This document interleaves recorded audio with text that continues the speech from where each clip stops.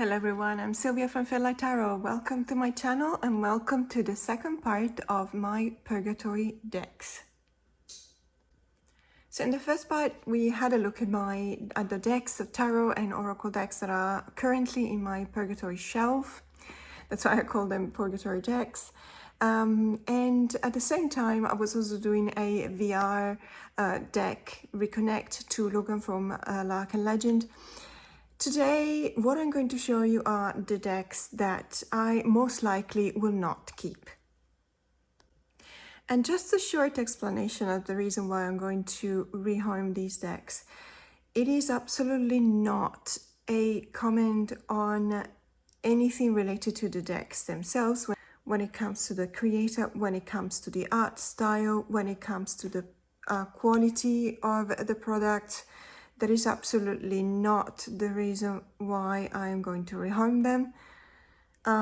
Most likely what I'm going to do is I'm going to send them out to someone who are going to use them. The reason why I am rehoming them is exactly that. I'm not using them.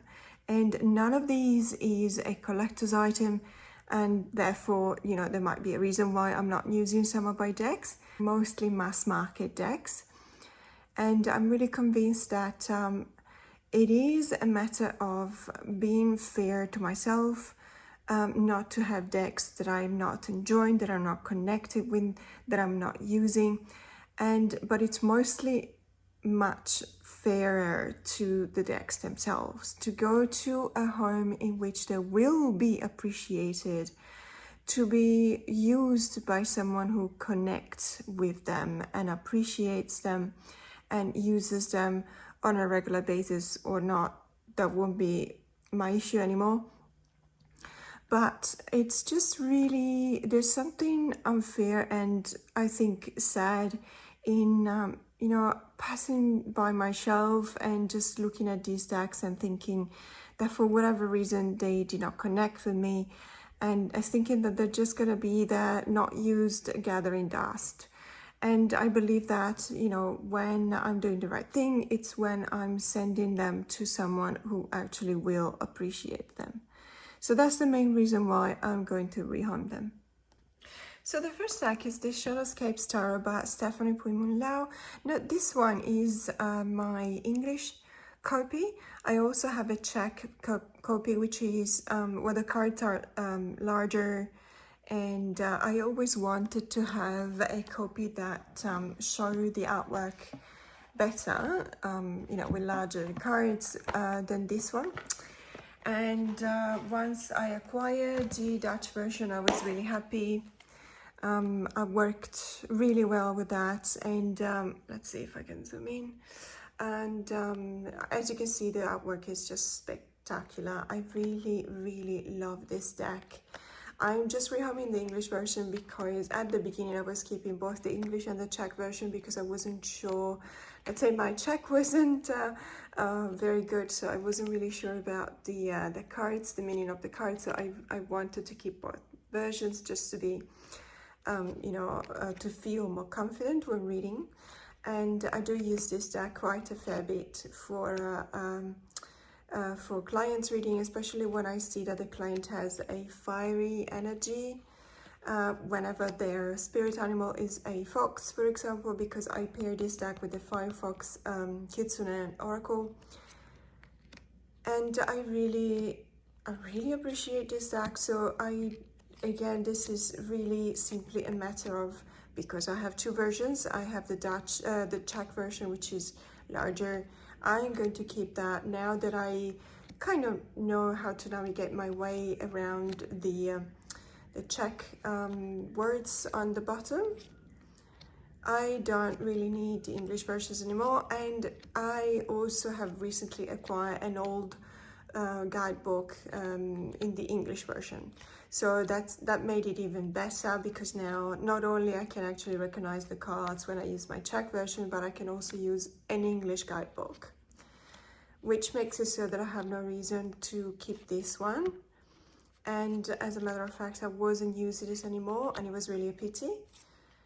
because this is an absolutely gorgeous deck and it's going to go to a new lovely home. So this is the Shadowscapes Tarot by Stephanie Poimunlau.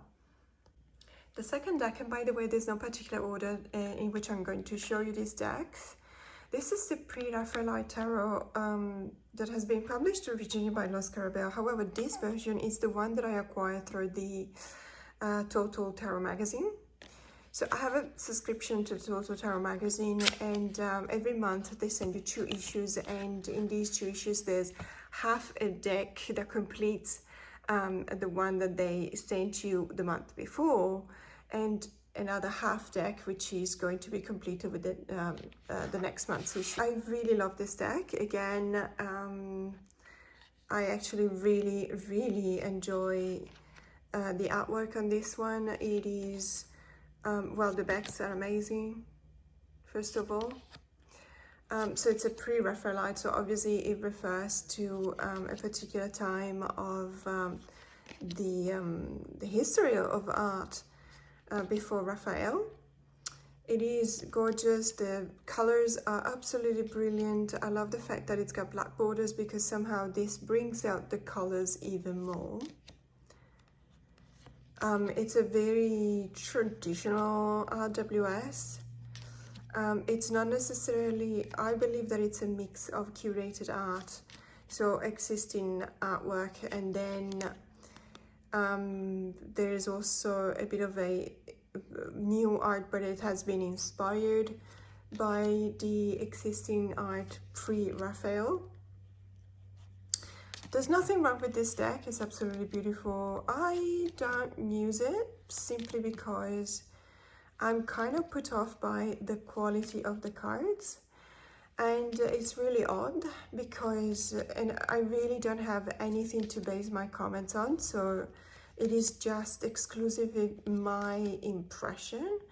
I have the impression that the first decks that Total Tarot magazine sent out were of a much higher quality. So for example, I also have the Dirty Pam, so the Radiant Wise Spirit Tarot from the original, let's say, production of 2017, not the most recent one. So it does still have white borders, for example, and smaller design on the back. So that one has absolutely no, let's say, the quality of the cards, especially when we talk about the cardstock. That one is, to me, it feels perfect.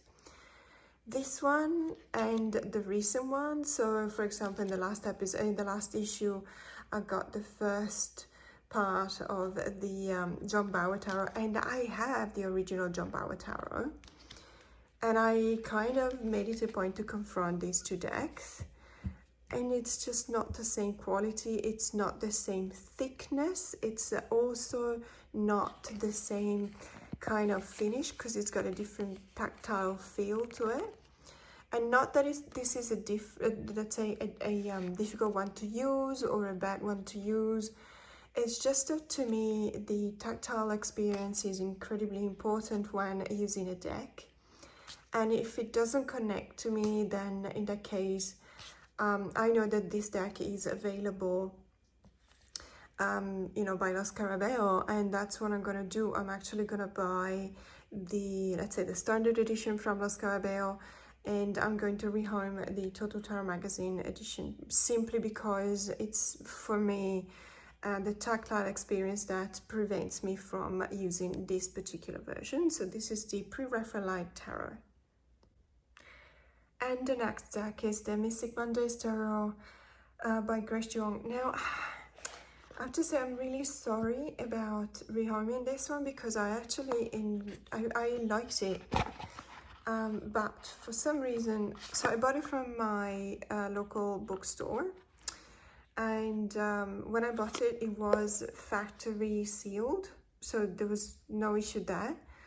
What happened was that when I opened it, I noticed that many of the cards, not just one, if it had been just one, I would have probably, you know, put up with it, but many of the cards have a strange chips on them. I don't know if you can see this one. This is not a stain or anything, it's literally a chip. So basically you know, if you go with your finger over, you will feel that the surface is rough. It means that it's been scratched off. So the top layer, the finish has been scratched off, and the scratch is so deep that it actually went through the first layer with the inks. So it literally is a scratch on the hair of this character, and I can't unsee it. I know that it feels like it's a very minimal, very stupid probably problem, but it happens a lot in this deck, and I don't remember the other cards. I know this one because it's the Fool, it's the first one and you see it, and I hope I'll be able to show you different ones as well. That one is the biggest one, let's say, but there you go, there's another one here. I don't know if you can see it. So there's, let's say, production flaws, because I know that this deck, generally speaking, there you go, there's another one here right on the border. I don't know if you can see it. And it was like this. It's honestly, I opened it up and I saw that it was like that. So what happened was that the bookstore is now, let's say it's in the CBD, so in the Central Business District. I don't live in the CBD, I live in the northern beaches of Sydney. And I just didn't have time to go back immediately. It also took me a couple of days to actually open this deck after I bought it. When I finally found some time to go back, I couldn't find the same person that I spoke to when I paid for it at the checkout. Even though I did have the, let's say the receipt for the deck, they made so many problems. So they said that the first thing they asked me was it sealed? I said, yeah, it was sealed. It's just that, you know, and there's another one here. It was sealed and it wasn't me. I didn't do that. I immediately opened it and I saw the defect on the full card without even touching it.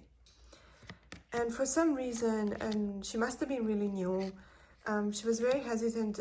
Like, she believed me, absolutely. She had no problems in believing me, and why would she? But she didn't feel like she had the authority to exchange it for me. And so she literally said, okay, well, why don't you come back in half an hour and my manager's going to be there? Okay, but I couldn't. Because I was on a tight schedule. I had to work and it was lunchtime and I just couldn't. So I said, okay, look, I'm just gonna come back next week. And by then it would have been, I think, 3 weeks since when I got it. When I finally went back and I spoke to the manager and she looked at the date of the receipt, she went, sorry, but I cannot actually exchange this because it's outside the change of mind period, and I don't know whether it was just like I honestly, I had so many problems that, and I just decided to keep it. Like I know I could have insisted, I know I could have, you know, and I explained the story that I actually brought it back the first time within the exchange period, and that, you know, I hadn't damaged the deck. I paid full price for it and it was my right, it was within my rights to get an exchange or a new copy or whatever, maybe a refund. But by that time I was so tired, and because the first time I had problems, the second time I had problems, it just feels sometimes like I have to pick my battles, you know, and I wasn't in the greatest of shapes, let's say, that day. So I suffer from anxiety. I think I said that several times. It's not social anxiety, and I had in my life, I had millions of times in which I had to face you know, people with much more authority than a manager at the bookstore. But I just didn't have the energy.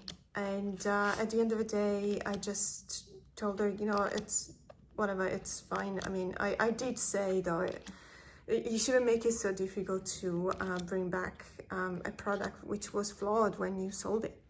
And still she went back saying that because it was wrapped, you know, they had a bit of a policy that was to push back anyone bringing back something that had been for flaws, something that was wrapped, that was sold as in sealed. And that adds up to many other problems that I had with that bookstore. Like I have a loyalty card, they didn't want to use it because I failed to provide my the number on the card, which I thought was a bit ridiculous because it was like a 7 digits number, which I really have so many numbers that I have to remember. If I have to start to remember the numbers on my memberships to, you know, any card, it was really, I had a photo with me, they didn't accept the photo. It was an internal policy not to accept the photo, even though it had my name on it and everything. And so I felt like they were being a bit difficult.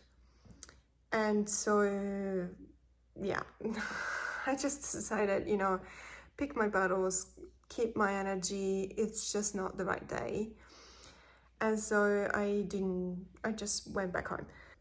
This next deck is it was a mistake. So it's the Earth Power Oracle by Stacey DeMarco. I saw this on Amazon, and for some reason I only saw a couple of cards and they looked very similar to an oracle deck that I really wanted. And so I ordered it, and as soon as I got it, again, I was like, I didn't have time to go through it immediately, and it was one of the decks that came in the February haul because of my birthday. So I had something like 20 decks coming in practically all at once, so I didn't have time to go through all of them. And for some reason, when I saw it, I had a feeling that it wasn't the deck I was looking at. Admittedly, I hadn't done a lot of research, neither on this one nor on the other one that I thought I was buying. Then I found the one that I had in mind, and looking at that one, I wasn't very happy when I actually got it either. So I went back to this one, and this is gonna sound really silly, but basically I didn't want to give it away because I love traveling, and this is a typical deck that could be used by travelers. It's a typical deck that makes you dream about planning about the travels, and I have been to several of these places, so it makes me think, it brings back wonderful, good memories about the places I have been to. And so I didn't want to give it away, and I'm still not entirely convinced, to be honest. It is a beautiful deck. However, it is in my Purgatory shelf. It is in the pile that of the decks that I'm not using, and I'm not even finding, let's say, any reason why to start using.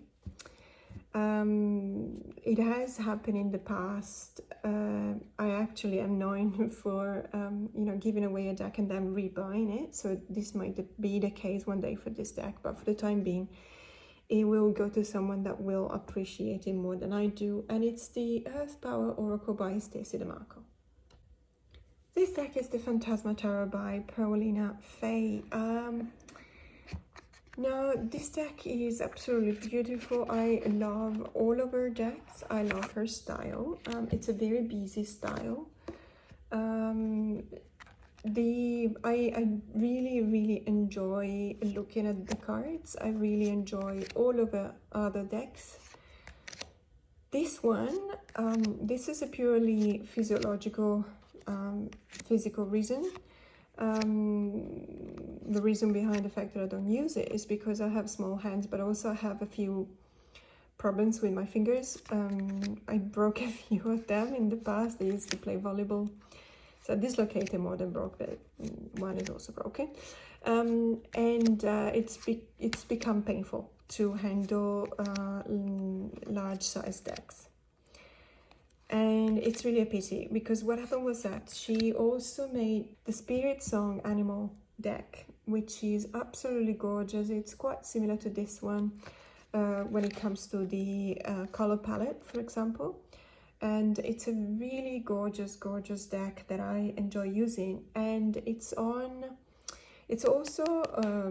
published by US Games. I think all of the decks are, but it came with the borders, and by trimming off the borders I actually made the deck smaller, and in such a way that I could actually handle it without any sort of discomfort, which is not, unfortunately, not the case for this one. And I thought about maybe trimming off a little bit on the sides, but it's going to ruin the artwork. And one thing is trimming off a white border, one thing is trimming off actual artwork, which I never do. And it's such a pity. And this deck is absolutely gorgeous, as you can see. It really breaks my heart not to be able to use it, because look at this card. And so, you know, it's going to be rehomed because again, someone is going to appreciate it more, someone is going to love it as much as I do, but they're also going to use it, which is the right thing to do. But it's such a pity that I cannot use it. I simply cannot use it without discomfort in my hands. So this is the Phantasma Tarot by Paulina Fay. And the last deck is the Heroine Tarot, and I know it's going to be super difficult to hear this. I looked for this deck for such a long time. It is an indie deck. It is out of print. And it's not easy to find. Even in the Facebook groups that I'm part of, I've seen it come up probably, well, just once, really. I know of a lot of people that have been really craving, you know, this deck. When I got it, I hadn't done a lot of research on it. I hadn't watched any walkthrough. I always do that, so I don't know why I didn't for this deck. It was a spur of the moment buy because I did not know. I just stumbled upon the post of this person selling it in one of the Facebook groups. I have heard several of my friends in the tarot community talk about this deck and really gushing. And that was the main reason why when I saw it, I got it. And I thought to myself, if it doesn't click, if it doesn't resonate with me, I know so many people that would really love to have it. And that's the main reason why I got it. And I didn't do any research before clicking the buy button. And when I got it, I thought, well, this is probably what's going to happen. It's going to happen that I'm just not clicking with it, and I'm just gonna give it as a present to someone who I know will really, really love it. It's just that it doesn't do anything for me. The artwork is absolutely gorgeous, the colors are amazing, the style is very beautiful, but that's just it. It's very beautiful, and it's very personal, but I need, in order to appreciate something and use it, and in order for it to resonate, if something is perfect, it just doesn't do it for me. I'm not like this. I don't look like this. I never had. I'm not perfect. Far from it. Far from it. Even though it's absolutely gorgeous, but to me it speaks of a world that is not part of my world. I don't see myself in any of these cards, not even when I was younger. And please understand, I know that the whole meaning of this deck is to present these otherworldly beautiful figures wearing incredibly beautiful couture dresses. I know that that's the whole point of this deck. And as I said at the beginning, the fact that I want to rehome it doesn't say anything about the deck itself, okay? It's a 100%, 1000% personal opinion. It just doesn't resonate with me. And I don't feel bad about rehoming it because I know that it's going to go to someone who really, really craved this deck.